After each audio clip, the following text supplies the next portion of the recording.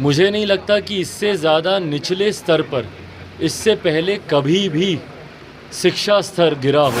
Paper leak का मामला ना सिर्फ राष्ट्रीय स्तर पर बल्कि अंतर्राष्ट्रीय स्तर पर बिहार की छवि को खराब करता है। जांच में कुछ नहीं आना, पर अफसोस की बात यही है कि जो कटघरे में हैं उन्हीं को जांच कराना। तो फिर जैसे बगल में आग लगी थी ऐसे ही कहीं पे आग लग जाएगी, दस्तावेज मिट जाते हैं। नमस्कार, द इंडिया टॉप देख रहे हैं आप और मेरा नाम शशांक पांडे है। बीते दिनों 8 तारीख को बीपीएससी का पीटी का एग्ज़ाम था, 67वीं बीपीएससी का एग्ज़ाम था और ऐसे में 12 बजे से एग्ज़ाम होना था, लेकिन उसके पहले ही उसका क्वेश्चन पेपर आउट हो जाता है, सोशल मीडिया पर भी आउट हो जाता है। इसको लेकर लगातार बिहार की राजनीति गर्म है।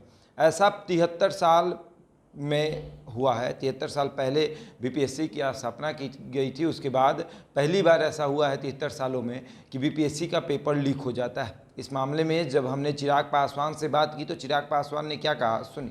पहली बार बीपीएससी का पेपर लीक हुआ है 73 साल का इतिहास है। 73 साल के इतिहास में पहली बार 1949 में स्थापित हुआ था।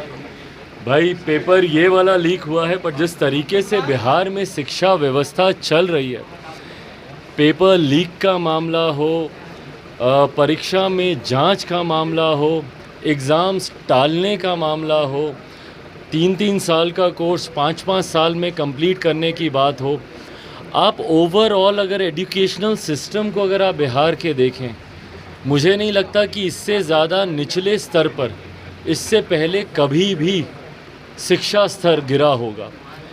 पेपर लीक का मामला ना सिर्फ राष्ट्रीय स्तर पर बल्कि अंतर्राष्ट्रीय स्तर पर बिहार की छवि को खराब करता है। दुख और अफसोस इस बात का होता है, मैं कोई पूर्वाग्रह से इस बात को नहीं बोल रहा हूँ, पर हकीकत है जांच में कुछ नहीं आने वाला।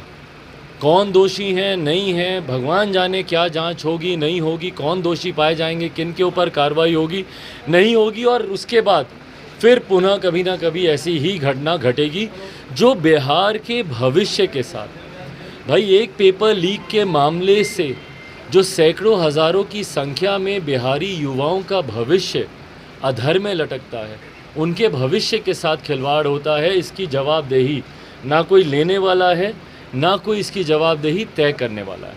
ये तमाम परिस्थितियां राज्य सरकार, मुख्यमंत्री नीतीश कुमार जी को कटघरे में खड़ा करती हैं, पर अफसोस की बात यही है कि जो कटघरे में हैं उन्हीं को जांच करानी है।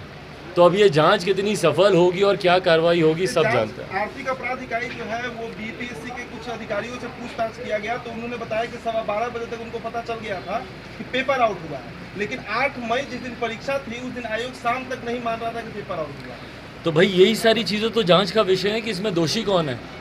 पर अगर कभी जांच, पहली बात तो होती नहीं है बिहार में, होने लगेगी तो फिर जैसे बगल में आग लगी थी ऐसे ही कहीं पे आग लग जाएगी, दस्तावेज मिट जाते हैं। जातीय जनगणना पर चर्चा हो रहा है। तो सुना आपने, चिराग पासवान ने भी सरकार को घेरा कि देखिए कहीं ना कहीं तो कोई दोषी है और सरकार छोटी मछलियों को पकड़ रही है, बड़ी मछलियों पर कार्रवाई नहीं कर रही है। लेकिन बता दें कि सरकार भी लगातार इस पर अड़िग है कि हम कार्रवाई करेंगे, चाहे छोटे लोग हों या बड़े हैं, सब पर कार्रवाई होगी। जिस तरीके से शिक्षा मंत्री ने कहा कि किसी को छोड़ा नहीं जाएगा, किसी को बख्शा नहीं जाएगा, सब पर कार्रवाई होगी, जो लोग दोषी हैं उन्हें कोई नहीं बचा सकता। वहीं बिहार के मुख्यमंत्री नीतीश कुमार ने ये साफ कह दिया है कि जो लोग भी दोषी होंगे उनको बिल्कुल नहीं छोड़ा जा सकता और कोई भी उन्हें छोड़ा भी नहीं सकता है, सब पर कार्रवाई होगी। जांच हो रही है और जांच के तहत देखिएगा सबके ऊपर कार्रवाई होगी। तब देखने वाली बात यह है कि बीपीएससी पेपर लीक मामले में जो लोग दोषी हैं कब तक उनके ऊपर कार्रवाई होती है और कब तक जांच की प्रक्रिया समाप्त होने के बाद अगले एग्ज़ाम का डेट अनाउंस होता है। अब तो ऐसे ही तमाम खबरों के लिए जुड़े रहे हमारे साथ और देखते हैं अंदर इंडिया टॉप।